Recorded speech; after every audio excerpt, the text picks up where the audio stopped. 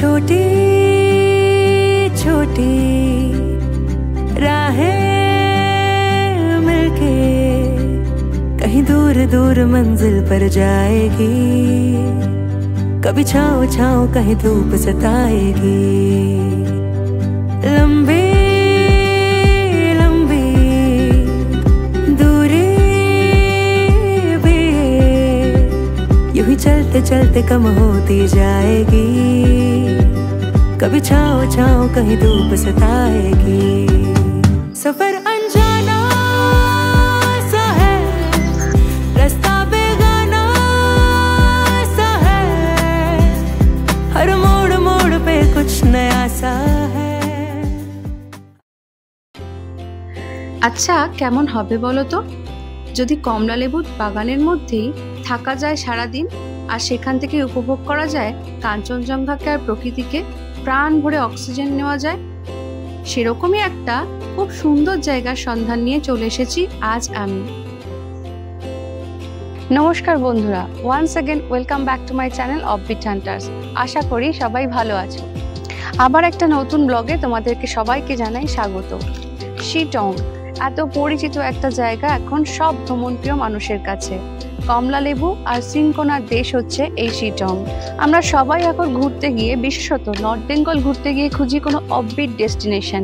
এই যে অফবিট কথাটা বলি, আজ আমি যেখানে চলে এসেছি আর তোমাদেরকে দেখাবো একটা ট্রুলি অফবিট জায়গা।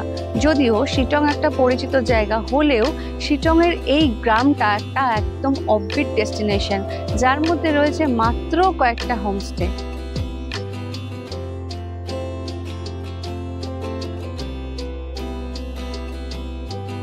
শিটং এর আসলে তিনটে পার্ট, শিটং 1, শিটং 2 আর শিটং 3। আমি আছি আজকে শিটং 1 এ। আর শিটং 1 এর এই গ্রামটার নাম হচ্ছে ছাম্বি গ্রাম। জায়গাটা কতটা অফবিট আমি যেখানে দাঁড়িয়ে রয়েছি সেই রাস্তাটা, জায়গাটা দেখলেই তোমরা বুঝতে পেরে যাবে। এই ছাম্বি গ্রামকে প্রকৃতি একেবারে নিজের হাতে সাজিয়েছে। ডিসেম্বর, জানুয়ারি, ফেব্রুয়ারি যেমন কমলা লেবুর জন্য বিখ্যাত এই জায়গা, সেরকমই এখানে অন্যান্য সময়ে বছরে সবুজে ভরপুর হয়ে থাকে। আর তার সাথে কাঞ্চনজঙ্ঘা তো আছেই।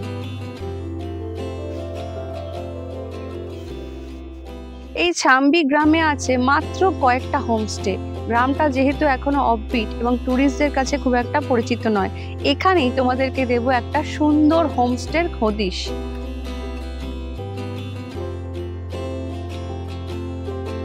আমি আজ চলে এসেছি শিটং এর ছাম্বি গ্রামের নির্ভানা হোমস্টেতে। মাত্র 6 মাসের পুরনো এই হোমস্টেটা একদম ঝা চকচকে একটা থাকার জায়গা ছাম্বি গ্রামে। এই জায়গাটা এতটাই রিমোট এবং অফবিট যে এই রাস্তাটাও এই হোমস্টে যারা বানিয়েছেন তারাই নিজেদের হাতে বানিয়েছেন। কিন্তু গাড়ি, রাস্তা এবড়ো খেবড়ো হলেও গাড়ি কিন্তু হোমস্টে একেবারে গেট পর্যন্ত চলে যায়। আমি হেঁটে উঠছি কারণ আমার একটু হাঁটতে এখানে ভালো লাগছে। এত সুন্দর প্রাকৃতিক পরিবেশ, চারিদিকে নির্জন নিরুপদ্রব একটা জায়গা, শুধু পাখির আওয়াজ ছাড়া আর কিছু নেই। কিন্তু গাড়ি কিন্তু একদম ওইখানে দাঁড়িয়ে আছে, আমাদের গাড়িটা হোমস্টে গেট পর্যন্ত চলে যায়। শিলিগুড়ি থেকে বা এনজেপি থেকে মাত্র 55 কিলোমিটার দূরে হচ্ছে এই ছাম্বি গ্রাম। এখানে আসার জন্য এনজেপি বা শিলিগুড়ি থেকে শেয়ার কার পাওয়া গেলেও সেটা সংখ্যা একটু কম, তবে এখানে বেশি আসে রিজার্ভ কার। ছোট গাড়ির ক্ষেত্রে 3500 টাকা মতো, আর বড় গাড়ির ক্ষেত্রে 4 থেকে 4500 টাকা মতো ভাড়া পড়ে। সেটা ডিপেন্ড করছে সিজনের ওপরে। গাড়ি এখানে রেখে এবার আমরা ঢুকবো হোমস্টেতে। এরকম একটা রিমোট জায়গায় যেখানে কনস্ট্রাকশনের কাজ করাটা খুব টাফ ব্যাপার, সেখানে এই হোমস্টেটা দেখে আমার মনে হয়েছে সত্যি এর ওনারের রুচির পরিচয় আছে।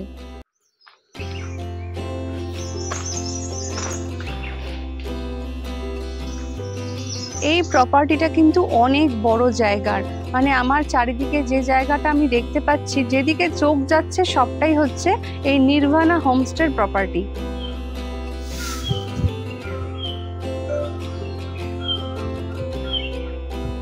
এই ওপরটা উঠে গিয়েই রয়েছে অরেঞ্জ গার্ডেন। বিস্তৃত অঞ্চল জুড়ে একটা দুটো না, অনেক গাছ অরেঞ্জের।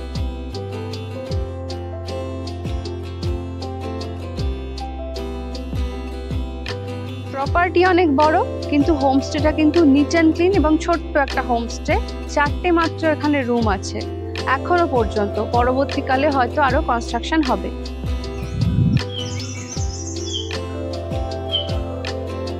বাইরেটা তো ঘুরে দেখবই, আগে চটপট রুমগুলোকে এক্সপ্লোর করে নিই। ঢুকেই রয়েছে এই ফ্লোরে, মানে এইটা হচ্ছে এখানকার গ্রাউন্ড ফ্লোর না, এটা হচ্ছে ওপরের ফ্লোর। এই ওপরের ফ্লোরে রয়েছে দুটো রুম, এরকম একটা লম্বা ব্যালকনি, চেয়ার দেওয়া রয়েছে বসার জন্য, এখানে সুন্দর গাছ দিয়ে সাজানো।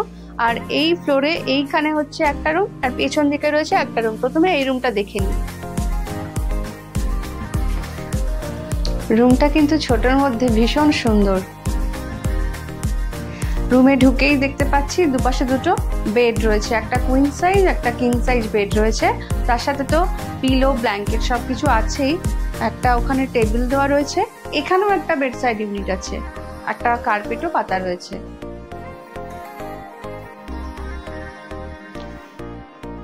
দুটো বেডের পাশে দুটো বেড সাইড ইউনিট, আর এখানে আলনা কাম ড্রেসিং টেবিল একটা রয়েছে।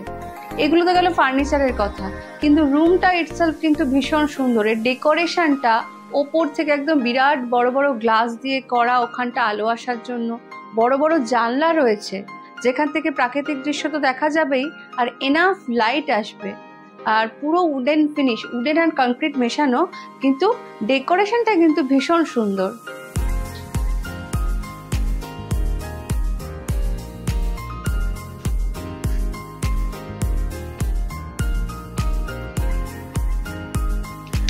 এখন যেহেতু নর্থ বেঙ্গলেও গরমকালের দিকে একটু গরম পড়ে যায়, আগের মতো এত ঠান্ডা নেই, তাই এখানে একটা সিলিং ফ্যানও দেওয়া রয়েছে।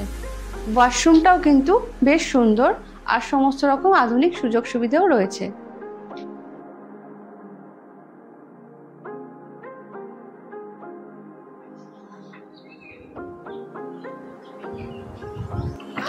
এই রুম দিয়ে বেরিয়েই এই ব্যালকনিতে দাঁড়ালেই কিন্তু দেখা যাবে এপাশে কাঞ্চনজঙ্ঘাকে, আর এই লম্বা করিডর দিয়ে গিয়ে রয়েছে এই ফ্লোরের আরেকটা রুম।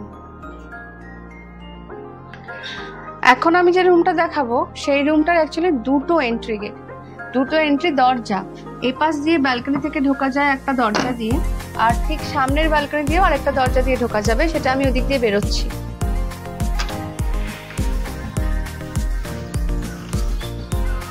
এই রুমের এই ব্যালকনি দিয়ে বেরোলেই সামনে পড়বে কাঞ্চনজঙ্ঘার দৃশ্য। এই ব্যালকনিতে বসেও, এই চেয়ারগুলো দেওয়া রয়েছে, সেখানে বসেও কাঞ্চনজঙ্ঘা আর প্রকৃতিকে উপভোগ করার সুযোগ রয়েছে।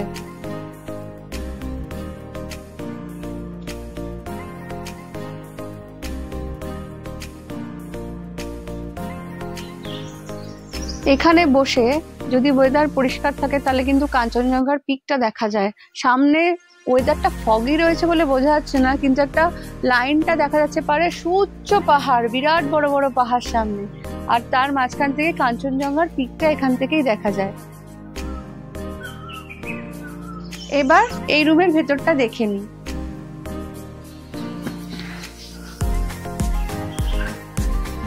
এই রুমটাও কিন্তু আগের রুমের মতো একদম একই অ্যাকোমোডেশনের। প্রথমত রুমের ডেকোরেশনটা খুব সুন্দর ডেকোরেশন, এই রুফটা পুরো উড দিয়ে বানানো।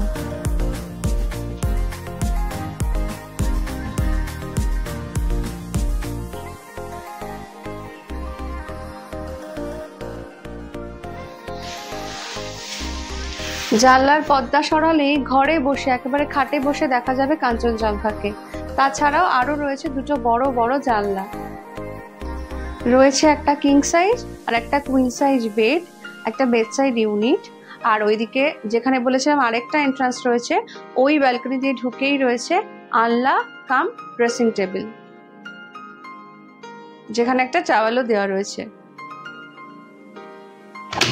ওয়াশরুমটাও দেখে নিই একবার, একই রকম ওয়াশরুম রয়েছে, একই সুযোগ সুবিধে।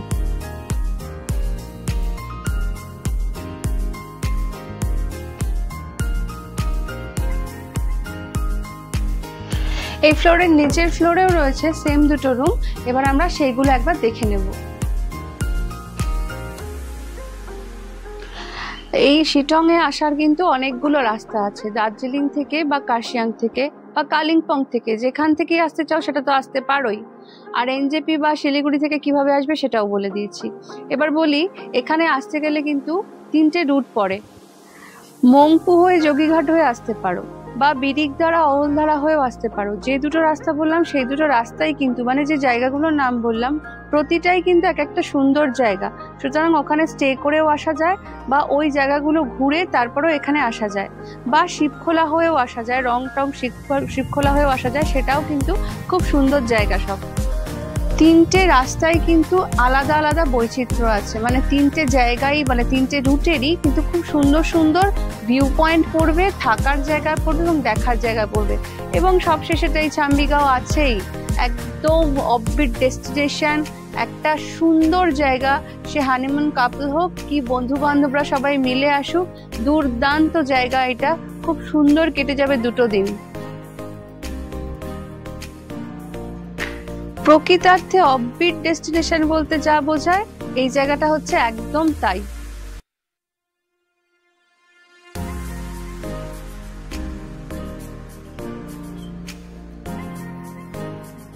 চলো এবার দেখে নিই নিচের ফ্লোরের রুম দুটো। এটা হচ্ছে নিচের ফ্লোরের একটা রুম, আর এতটাই নিরুপদ্রব এই জায়গাটা। আমরা যেখানে আছি যে রুমটা, সেটা তো ছেড়েই দিলাম, বাদ বাকি রুমগুলো কিন্তু আমরা দেখাতে পারি যাতে, সেজন্য কিন্তু খোলা রয়েছে, কোনো ঝামেলা নেই এখানে, একদম খোলা রয়েছে, কোনো ডিস্টারবেন্স নেই।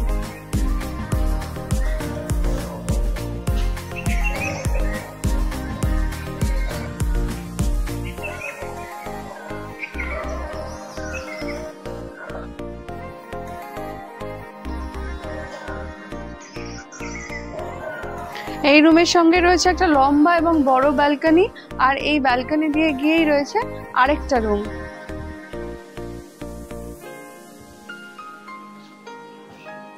এই রুমটাও কিন্তু বেশ সুন্দর, দুপাশে 2টো কুইন সাইজ বেড দেওয়া রয়েছে, পিলো দেওয়া রয়েছে, ব্ল্যাঙ্কেট দেওয়া রয়েছে। সব থেকে যেটা বড় কথা, প্রত্যেক কটা রুম ভীষণ নিট অ্যান্ড ক্লিন, একদম পরিষ্কার পরিচ্ছন্ন, এবং হোমস্টেটা নতুন, তার জন্য মেনটেনেন্সটাও খুব ভালো হয়েছে। আর এই যে প্রত্যেকটা রুমে রয়েছে একটা করে আয়না প্লাস আলনা, তার সাথে কিন্তু একটা করে টাওয়ালও দেওয়া রয়েছে। সঙ্গে রয়েছে অ্যাটাচ ওয়াশরুম, একদম আগের রুমগুলোর মতো সেম ওয়াশরুম।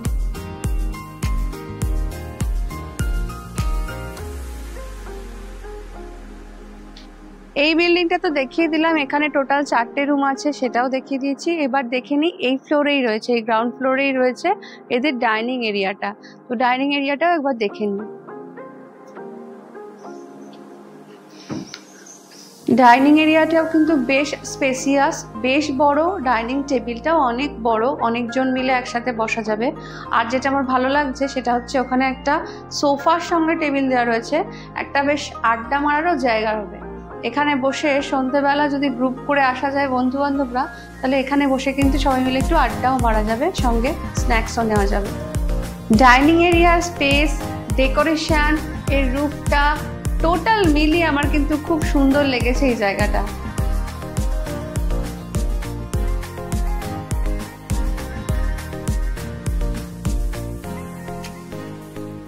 হোমস্টেটা নতুন হলেও এখানে কিন্তু ওয়াইফাই ফেসিলিটি আছে, আর পিক অ্যান্ড ড্রপ ফেসিলিটি আছে, মানে বুকিং করার সময় যদি গাড়ির কথা বলে দেওয়া হয়, তাহলে যেখান থেকে আসবে গেস্টরা সেখানে পিক আর ড্রপ করার ব্যবস্থা আছে। যদি এখানে স্টে করে এখান থেকে কেউ সাইট সিন করতে চায়, তাহলে সেক্ষেত্রে গাড়িরও ব্যবস্থা করে দেওয়া হবে।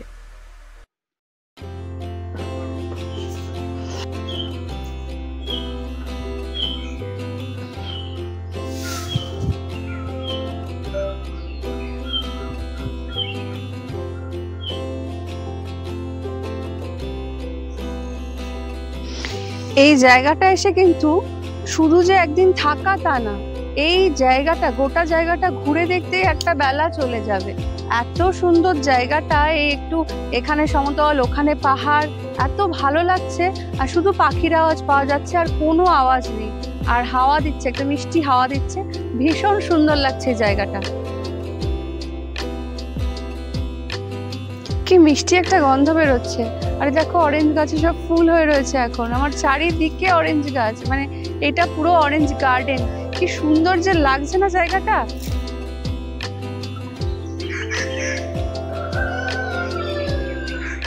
যতদূর চোখ যাচ্ছে ওই ওপর থেকে একদম পুরোটাই নির্বাণা হোমস্টের প্রপার্টি। আর এখান থেকে পুরো অরেঞ্জ গার্ডেন, আরো কত রকমের গাছপালা যে হয়ে রয়েছে সব তো আমি চিনিও না, অনেক রকমের গাছ হয়ে রয়েছে।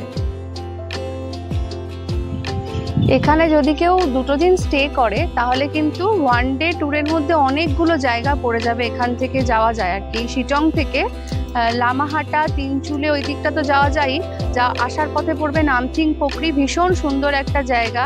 তাছাড়া মংপু আছে, তোমার পড়বে ওখানে ডাউহিল আছে, আর 200 বছরের পুরনো একটা মনস্ট্রি আছে।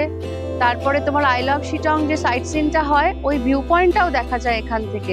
বিভিন্ন জায়গা এখান থেকে যাওয়া যায়। অহলধারা সেটাও একটা খুব সুন্দর জায়গা, এখান থেকেই যাওয়া যায়, কাছেই একদম।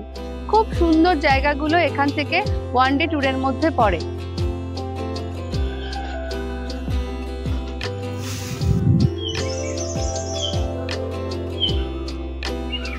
প্রপার্টিটা এত বড় জায়গা যে ঘুরতে ঘুরতে পা ব্যথা হয়ে গেছে, তাই এখানে এসে বসে পড়েছি।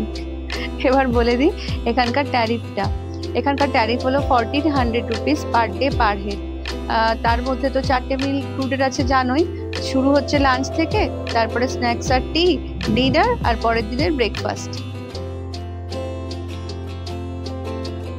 একটা কথা তোমাদেরকে বলি, অনেকেই আমাকে প্রশ্ন করেছে, বেশ কয়েক মাস ধরে করছে, যেটা হচ্ছে সাবস্ক্রিপশন আর ইউটিউব চ্যানেল সাবস্ক্রাইব। এই দুটো করতে বোধহয় টাকা লাগবে। আমাকে জিজ্ঞেস করছে পেমেন্ট করতে কিছু হবে কিনা, কিন্তু দুটো জিনিস কিন্তু সম্পূর্ণ আলাদা। ইউটিউব চ্যানেল সাবস্ক্রাইব করতে কোনো টাকা লাগে না।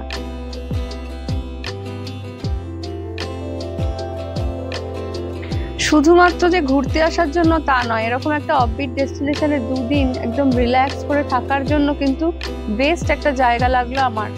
তো এখানে যদি তোমার আসতে চাও, কেমন ভাবে আসবে সেটা তো বলে দিয়েছি, আর কি কি ফিচার্স আছে বলে দিয়েছি। কেমন লাগলো সেটা আমাকে অবশ্যই করে কমেন্ট করে জানাবে। এরকম সুন্দর সুন্দর জায়গার সন্ধান পেতে আমার সঙ্গে থাকো। আমার চ্যানেলটা লাইক, শেয়ার আর সাবস্ক্রাইব করে দিও প্লিজ।